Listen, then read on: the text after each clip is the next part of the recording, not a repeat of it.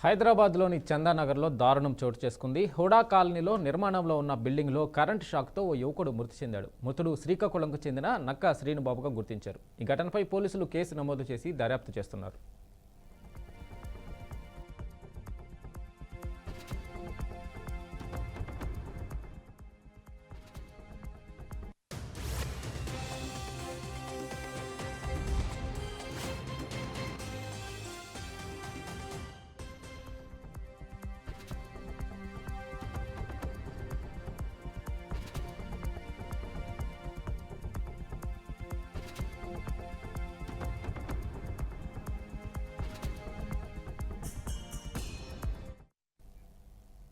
అనంతపురం జిల్లా కొంతానపల్లి గ్రామంలో ఈ నెల 17న వినోద్ అనే యువకుడి దారుణ హత్య జరిగింది. ఈ కేసులో నిందితులను అరెస్టు చేసినట్లు డీఎస్పీ రవిబాబు, సిఐ జయనాయక్ తెలిపారు. నిందితులు అదే గ్రామానికి చెందిన బోయ రమేష్, బోయ బొమ్మలింగగా గుర్తించారు. వారి వద్ద నుండి 2 సెల్ ఫోన్లు, ఒక కొడవలి, నైలాన్ తాడు, ఒక మోటార్ సైకిల్ను పోలీసులు సీజ్ చేసి స్వాధీనం చేసుకున్నారు. తమదైన శైలిలో విచారించగా ముద్దాయిలు హత్య చేసినట్లు ఒప్పుకున్నారని పోలీసులు వెల్లడించారు.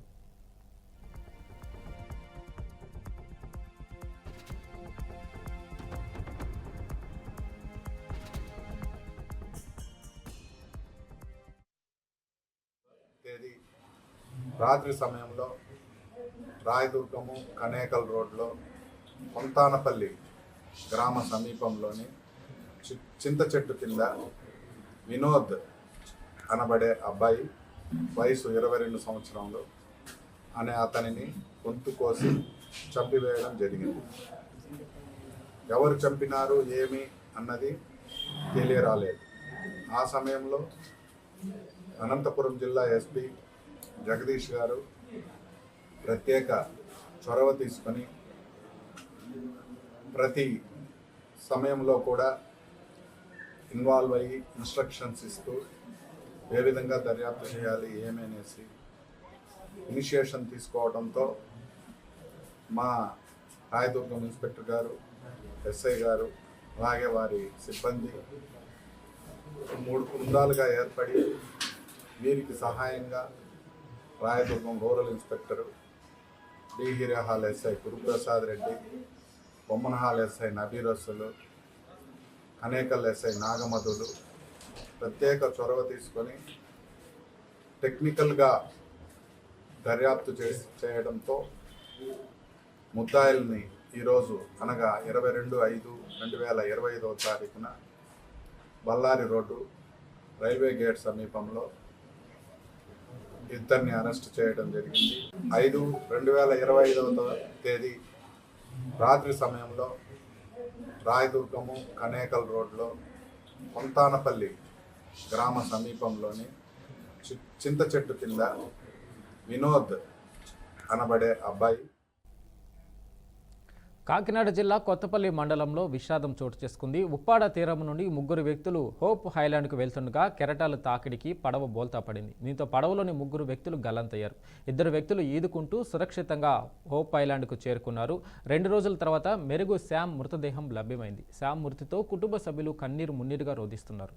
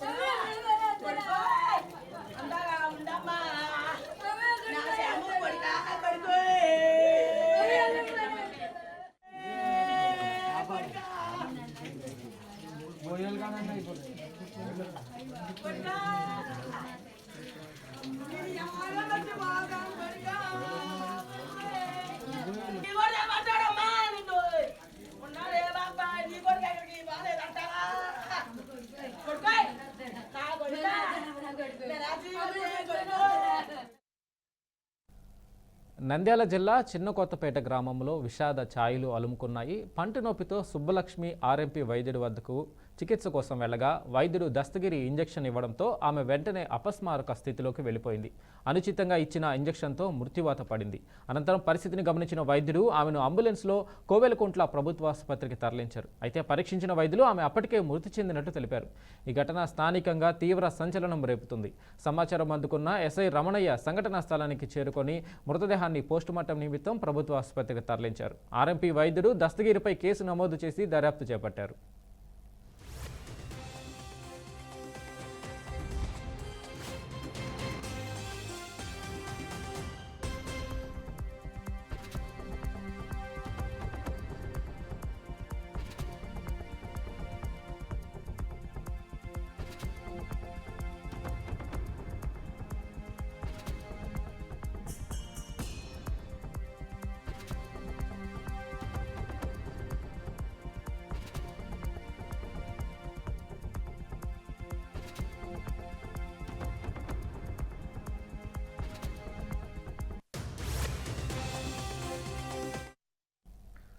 హైదరాబాద్లో హైడ్రా దూకుడు కొనసాగుతుంది. అక్రమ నిర్మాణాలపై హైడ్రా కొరడా జులిపిస్తుంది. నగర శివార్లలోని పిర్జాదిగూడ మున్సిపాలిటీ పరిధిలోని పర్వతాపూర్లో అక్రమ కట్టడాలను అధికారులు కూల్చివేస్తున్నారు.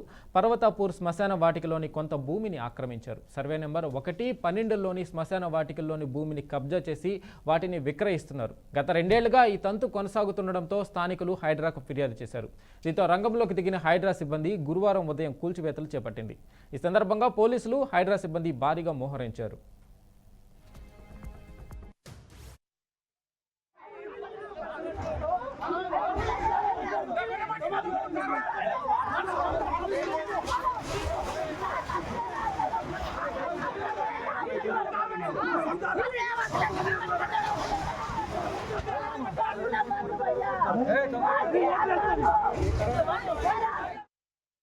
కాగా బుధవారం మధ్యాహ్నం బోడుప్పల్ పీర్జాదిగూడ మున్సిపల్ కార్పొరేషన్లో హైడ్రా చీఫ్ రంగనాథ్ పర్యటించారు. అక్రమ నిర్మాణాలు, కబ్జాలు జరిగినట్లు గుర్తించారు. అక్రమ కట్టడాలను తొలగిస్తామని తెలిపారు. దీంతో స్థానికులు హర్షం వ్యక్తం చేస్తున్నారు.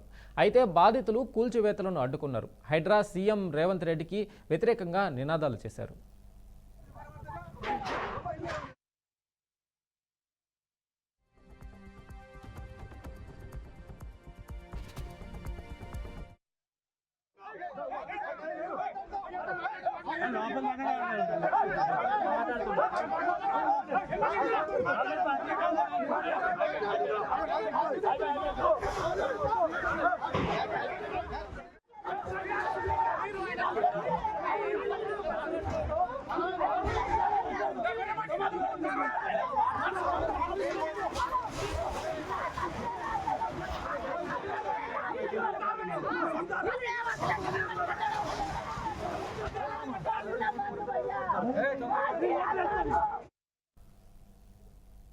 రేవంత్ రెడ్డి వచ్చి పేదల మీదనే పడ్డాడని ఆగ్రహం వ్యక్తం చేశారు. వర్షం వస్తుందని ఖాళీ చేయడానికి 2 గంటలు కాస్త సమయం ఇవ్వాలని కోరినా పట్టించుకోకుండా కూల్చివేశారన్నారు. తిరుపతి రెడ్డికి ఒక న్యాయం, పేదోడికి ఒక న్యాయమా అంటూ శాపనార్థాలు పెట్టారు. చట్టం, న్యాయం అందరికీ ఒకే విధంగా వర్తింప చేయరా అని ప్రశ్నించారు. ఈ నేపథ్యంలో అక్కడ కొద్దిసేపు ఉద్రిక్తత నెలకొంది.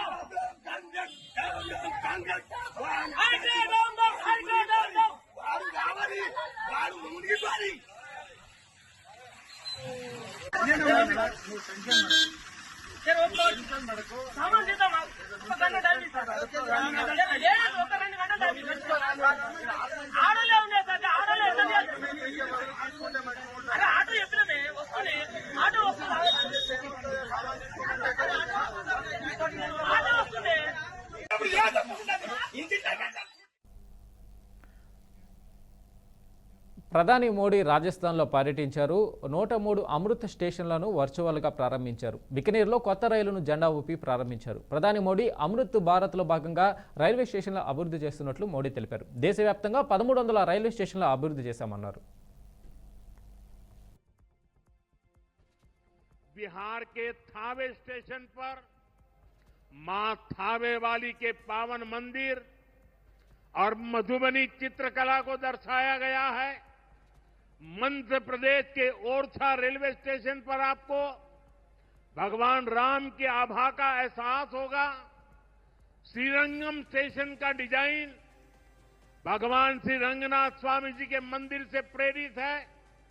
गुजरात का डाकोर स्टेशन रणछोड़राय जी से प्रेरित है। तिरुवन्नामलई स्टेशन द्राविड़ वास्तुकला के अनुसार डिजाइन किया गया है। बेगमपट स्टेशन पर आपको काकतीय साम्राज्य के समय का आर्किटेक्चर देखने को मिलेगा। यानी हर अमृत स्टेशन पर आपको भारत की हजारों साल पुरानी विरासत के दर्शन भी होंगे। ये स्टेशन हर राज्य में टूरिज्म को भी बढ़ावा देने के माध्यम बनेंगे, नौजवानों को रोजगार के नए मौके देंगे और मैं उन शहर के नागरिकों को रेलवे में यात्रा करने वाले पैसेंजर से प्रार्थना करूंगा, ये सारी संपत्ति के मालिक आप हैं।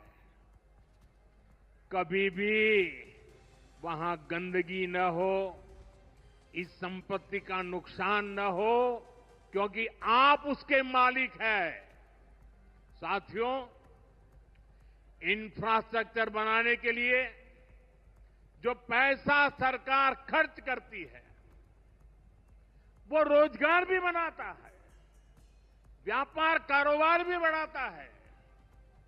जो हजारों करोड़ रुपए सरकार लगा रही है, ये पैसा मजदूर की जेब में जा रहा है। లోక్సభ ప్రతిపక్ష నాయకుడు రాహుల్ గాంధీ ఈ నెల మే 24న జమ్మూ కాశ్మీర్లోని పూంచ్ జిల్లాను సందర్శించనున్నారు. ఈ పర్యటనలో పాకిస్తాన్ సరిహద్దు నుండి జరిగిన కాల్పులలో మరణించిన ప్రభావితులైన కుటుంబాలను పరామర్శించనున్నారు. పూంచ్ ప్రాంతం పాకిస్తాన్ నుండి వచ్చిన కాల్పుల వల్ల తీవ్రంగా ప్రభావితమైంది. ఈ ఘటనలో అనేక ప్రభుత్వ పాఠశాలలు, ఇతర నిర్మాణాలు ధ్వంసమయ్యాయి. అంతేకాకుండా ఈ ప్రాంతంలో ఇటీవల భారీ గాలులు, తుఫానులు సంభవించాయి. దీనివల్ల అక్కడి స్థానికులు తీవ్రంగా నష్టపోయారు. భద్రతా బలగాలు, స్థానిక ప్రభుత్వం పునరుద్ధరణ చర్యలు చేపడుతున్నప్పటికీ పరిస్థితి అంత మెరుగుపడడం లేదు. ఈ నేపథ్యంలోనే రాహుల్ గాంధీ పూంచ్లో పర్యటించనున్నారు. ఈ పర్యటన పూంచ్ ప్రజలకు మద్దతు, ఐక్యతను తెలియజేయనున్నట్లు కాంగ్రెస్ పార్టీ వర్గాలు తెలిపాయి.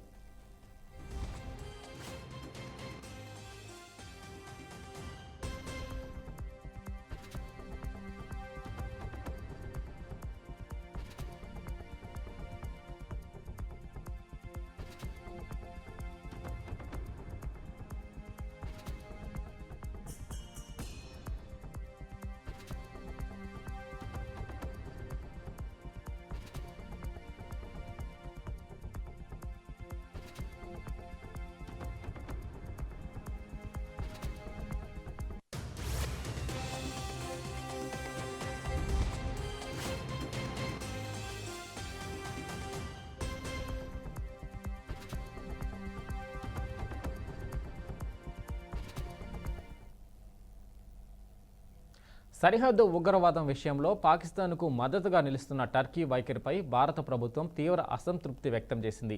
పాకిస్తాన్ నుంచి ఉద్భవిస్తున్న ఉగ్రవాద సమస్యను పరిష్కరించేలా ఆ దేశానికి సూచించాలని టర్కీ ప్రభుత్వాన్ని కోరుతున్నట్లు గురువారం స్పష్టం చేసింది.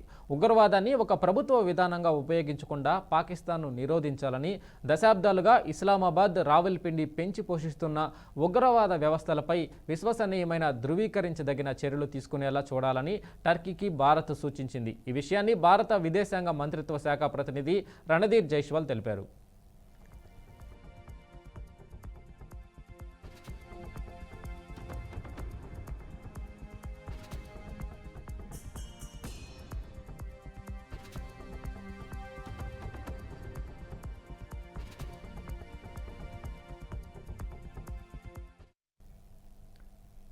ఛత్తీస్గఢ్ రాష్ట్రంలోని బీజాపూర్ జిల్లాలో మళ్లీ కాల్పుల మోత మోగింది. గురువారం తెల్లవారుజాము నుండి పీడియా అటవీ ప్రాంతంలో ఆపరేషన్ కాగర్లో భాగంగా కూంబింగ్ ఆపరేషన్ చేపట్టిన డీఆర్జీ జవాన్లకు మావోయిస్టులు తారసపడ్డారు. ఈ క్రమంలో ఇరు వర్గాల మధ్య భీకర ఎదురు కాల్పులు జరిగాయి. ఈ ఎన్కౌంటర్లో ఇప్పటివరకు 5గురు మావోయిస్టులు ప్రాణాలు కోల్పోయినట్లు ప్రాథమిక సమాచారం. ప్రస్తుతం ఎదురు కాల్పులు కొనసాగుతుండటంతో మరింత సమాచారం తెలియాల్సి ఉంది.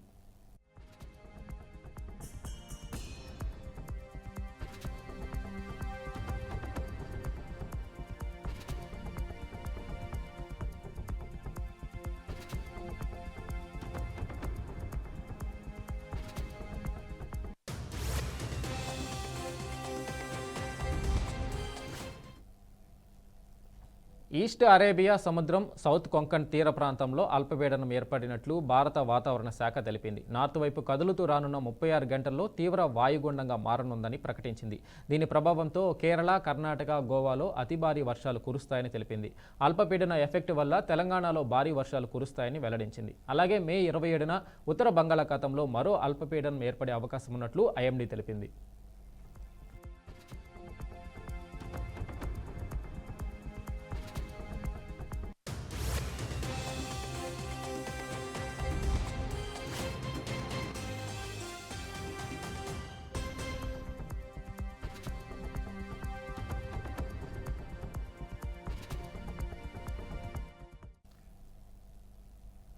దేశీయ స్టాక్ మార్కెట్లు భారీ నష్టాలతో ముగిశాయి. మార్కెట్ ముగిసే సమయానికి బీఎస్ఈ సెన్సెక్స్ 644.64 పాయింట్లు క్షీణించి 80,951.99 వద్ద స్థిరపడింది.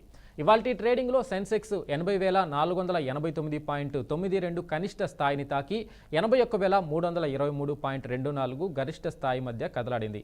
ఇదే బాటలో ఎన్ఎస్ఈ నిఫ్టీ కూడా 203.75 పాయింట్లు నష్టపోయి 24,609.70 వద్ద ముగిసింది. అంతర్జాతీయ మార్కెట్ల నుంచి వెలువడిన బలహీన సంకేతాలు, ముఖ్యంగా ఆసియా మార్కెట్లో నెలకొన్న ప్రతికూల పరిస్థితులు భారతీయ ఈక్విటీ మార్కెట్లపై తీవ్ర ప్రభావం చూపాయని నిపుణులు చెబుతున్నారు.